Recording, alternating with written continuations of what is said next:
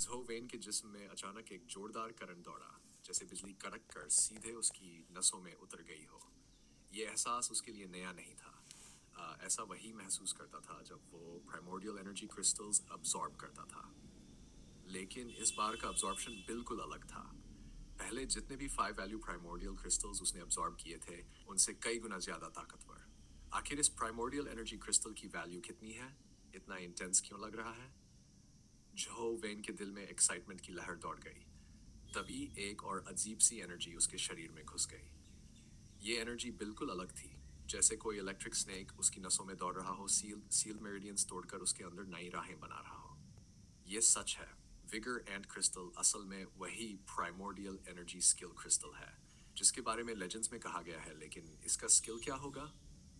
हो वेन की आंखों में इंतजार झलक रहा था। एनर्जी का बहाव उसके शरीर को नई तरह से सर्कुलेट करने लगा। अचानक उसने देखा, उसके दोनों हाथ ब्लड रेड हो गए, उन पर एक मेटालिक चमक आ गई। हाथ फूल से गए थे, लेकिन साइज में बड़े नहीं।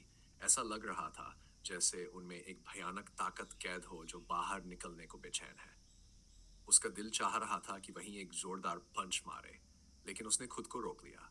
कैंपस में था, पब्लिक प्रॉपर्टी डैमेज होती तो फाइन भी भरना पड़ता। करीब 20 मिनट बाद वो स्वेलिंग फीलिंग उतर गई। एनर्जी सेटल हो गई। हाथ फिर से नॉर्मल हो गए। लेकिन वो जान चुका था, ये प्रीमोर्डियल एनर्जी स्किल अब उसकी बॉडी और सोल में गहराई तक इम्प्रिंट हो चुका है। ये उसकी फितरत का हिस्सा बन गया है। ओवेन ने फौरन फोन उठाया। गेम ब्लैक हो चुका था। उसने फिर से रिस्टार्ट किया, खून की एक बूंद टपकाई और एवाटार के स्टैट्स चेक करने लगा।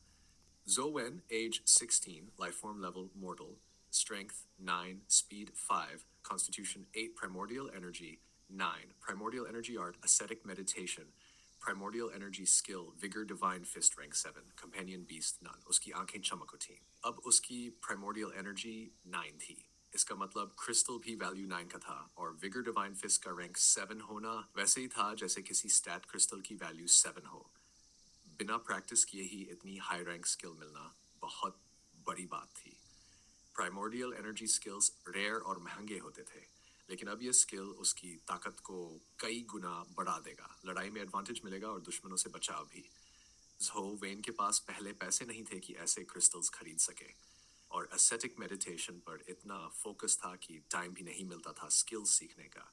ये उसकी पहली प्रीमोर्डियल एनर्जी स्किल थी, और नाम से ही साफ था, दोनों फिस्ट्स की ताकत बढ़ाने वाली। अगर एंट नेस्ट गेम में असली डायमेंशनल जोन्स जैसा है, तो क्या इसमें कंपेनियन बीस्ट्स भी ड्रॉप होंगे? उसके अंदर एक्साइटमेंट और बढ़ गया। उसने एवाटार से विगर डिवाइन फिस्ट ट्राई किया। बूम, पंच लगा और विगर एंट का पूरा सिर धंस गया। फिर बॉडी दबाव से फट पड़ी। खून, कैरापेस हर जगह बिखर गया। जो वेन दंग रह गया। अगर उसकी कॉपी था, अगर वो कर सकता है तो असल जिंदगी में भी वो सेम पंच मार सकता है।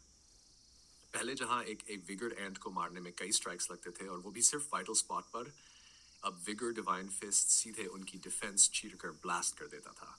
लेकिन इसकी कीमत भारी थी। एक पंच में 0.4 प्रीमोर्डियल एनर्जी खर्च होती थी। उसकी मैक्स एनर्जी 9 थी, मतलब सिर्फ 2 पंचेस मार सकता था। रिकवरी बहुत स्लो थी। एक पॉइंट रिकवर करने में 1 घंटा। क्रिस्टल से रिफिल करना पॉसिबल था, मगर बहुत महंगा। मतलब ये स्किल सिर्फ ट्रम्प कार्ड बन सकती थी। होवेन फिर से ग्राइंड करने लगा। इसी बीच फोन में गेम खेलते हुए उसे एहसास हुआ कि कोई उसकी तरफ आ रहा है। उसने सिर उठाया। सामने स्कूल यूनिफॉर्म में एक लंबी लड़की चलती आ रही थी। ये जगह स्टूडेंट्स शायद ही आते थे, और वहां आसपास कोई और नहीं था। वो क्लियरली उसी की तरफ आ रही थी। कहीं फेंगरोकी तो नहीं, उसने सोचा, और छत से फोन पॉकेट में रख लिया। किसी को ये फोन दिख गया तो मुसीबत बड़ी हो सकती थी। फेंगरोक्सी, हाइट 1.75, लंबी, fit, tone body, slender legs और वाइल्ड चार्म। उसका नाम बड़ा नरम सा था, लेकिन नेचर उसे बिल्कुल उल्टा, प्राउड और कॉन्फिडेंट।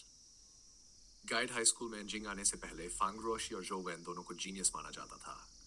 बस दोनों अलग अलग क्लास में थे, ज्यादा इंटरेक्शन नहीं हुआ कभी। लेकिन आज फांगरोशी सीधे उसके सामने खड़ी थी। जोवेन, मैं चाहती हूँ कि तुम ग्रेजुएशन एग्जाम्स के कॉम्बैट टेस्ट में मेरी टीम ज्वाइन करो। उसके वर्ड सुनकर जोवेन हक्का बक्का रह गया।